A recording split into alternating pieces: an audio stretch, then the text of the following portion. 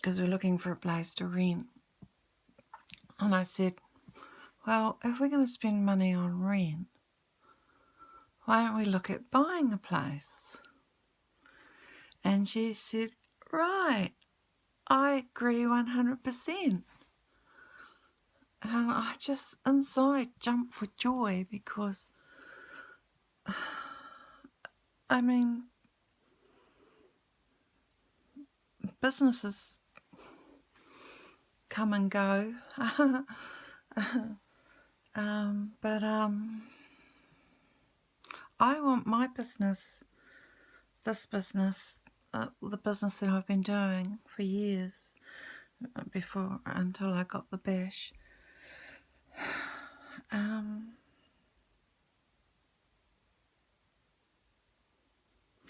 Yeah, so on the drive home, because she lives across the river from me, and I live on one side, she lives on the other, and years ago I made a program in my brain. I'm a great believer in programs in my brain.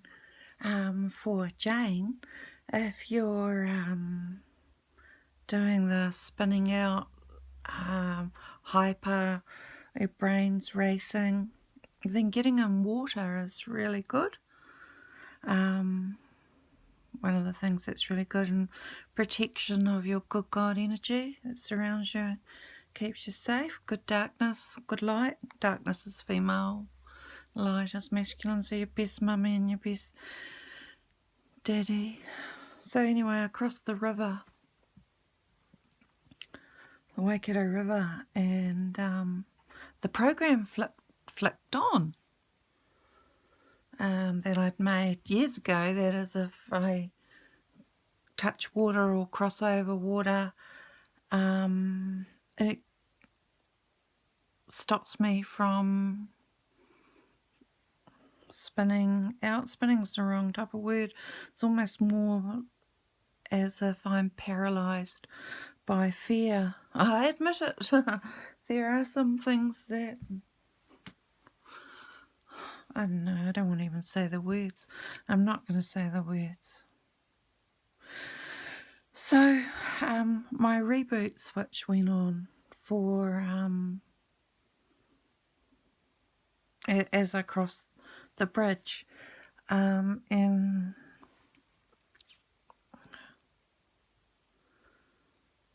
I realised there's a reason why it's so hard to be any part of an industry, and this is I was just bare my soul, the sex industry, which doesn't mean I'm working as a prostitute, by the way, though I admire whores and detest sluts.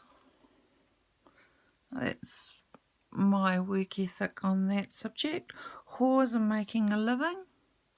Sluts are just having one night stands and wrecking marriages. So anyway, as I crossed the bridge, I solved a problem to do with, in my mind, it's not like I was physically participating in this problem, I'm solving the problem, and then I hit the bridge and stop doing that. Whereas when I hit the bridge, not physically but across the water,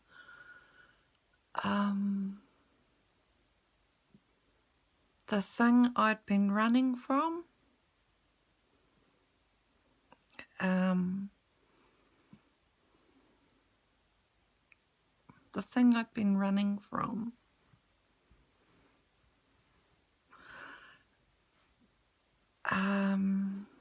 I realised that I'd been running from it. Also clearly too easy for you guys to see that. But you know, I was still trying to park the hard drive on my iPhone 6 Plus. Yeah, so Jane, about tangents, about you know, if I'm hyper, I sent you a comment, and what I do is make myself go to sleep. I'm lucky because in New Zealand, doctors realised that I needed to sleep because I was hyper, full of everything not good, and continuing down that road is like I grabbed an anchor of all the things that are not good and just, happened. So I make myself go to sleep. So I actually have sleeping tablets so that I know, and I'm not topping myself. You can't, if you're a topper, you don't want to top yourself, then you make sure that you don't have all the things around that's going to make topping yourself so much easier. Yeah. So yeah, I make myself go to sleep, Jane. And I'm not, oh dear God,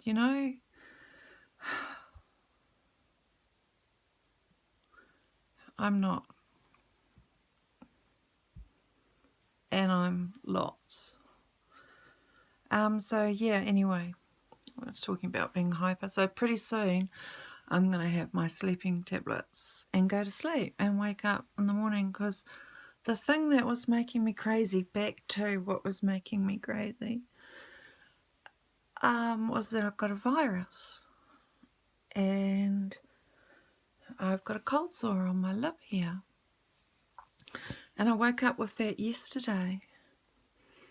And on Friday I was just exhausted, and Saturday, and woke up Saturday morning with a cold sore. And as I crossed the bridge, this little girl's voice said in my head, well, at least Uncle Allan didn't give me cold sores anywhere else.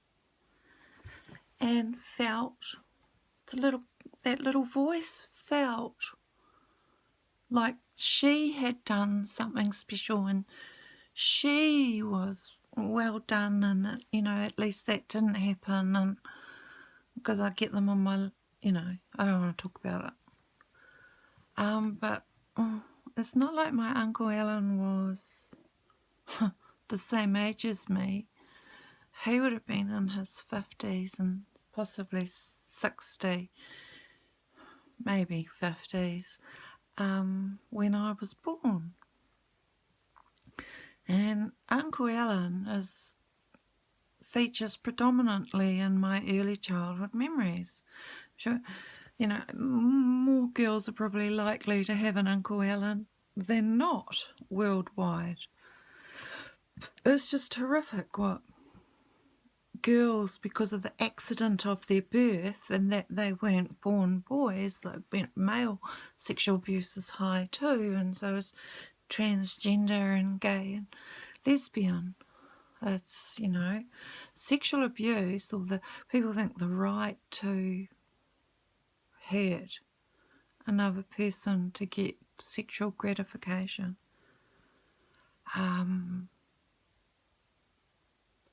People need to learn that that's wrong from a really early age, wrong at every level. And my Uncle Allan, he had all the symbols for what I learnt only a couple of years ago, are the symbols of Freemasonry. I don't know how to pronounce it. He was a Freemason. And that's not saying anything about Freemasons or anything, but what I've noticed that's quite common in sexual abuse, the excuses for magic. And good magic, what is good in their mind, their idea of good is probably foreign to, I would hope, 100% of the audience. That,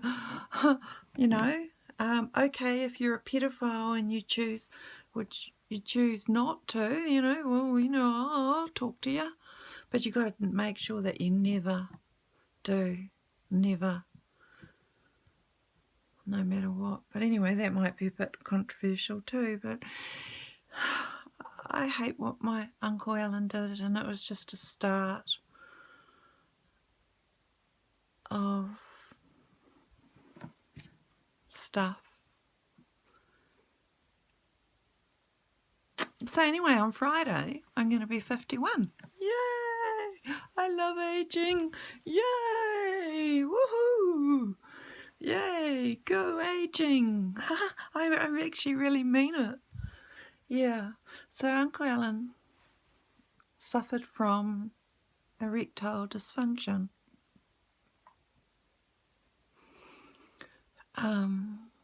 I didn't know that at the time.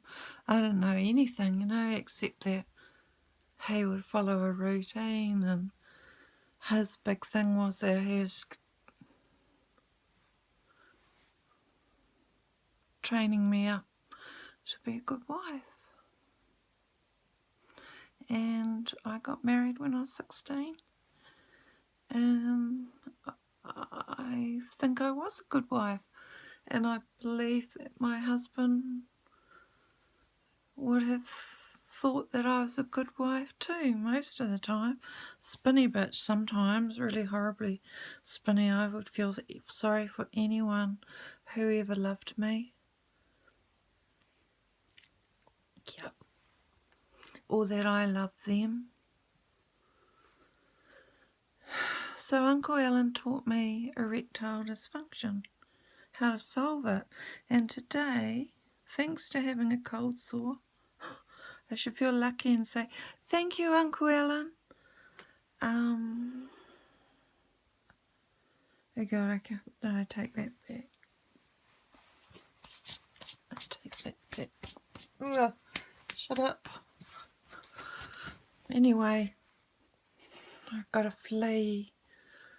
But Uncle Allan, you taught me how to fix erectile dysfunction. And I'm going to use that knowledge. And I'm going to use it to make lots of money so I can help lots of ladies. Because Uncle Allan, you were just one of many thousands, possibly millions of men who treat women badly. And so I'm going to make you pay for it. And the only way I can in a capitalist society, and that is I'm going to make you make it, not you, make it earn lots of money. But I can't do any touching. It's strictly managerial with my knowledge. I have to put a book out. Oh, I've got lots of books written. I should just publish them.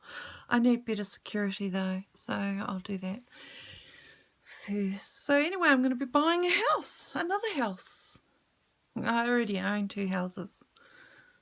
I won't tell you how I got those. I didn't steal them or anything. It was a bad circumstance and I wish it never happened. But I've got my houses. So anyway, I'm going to flee.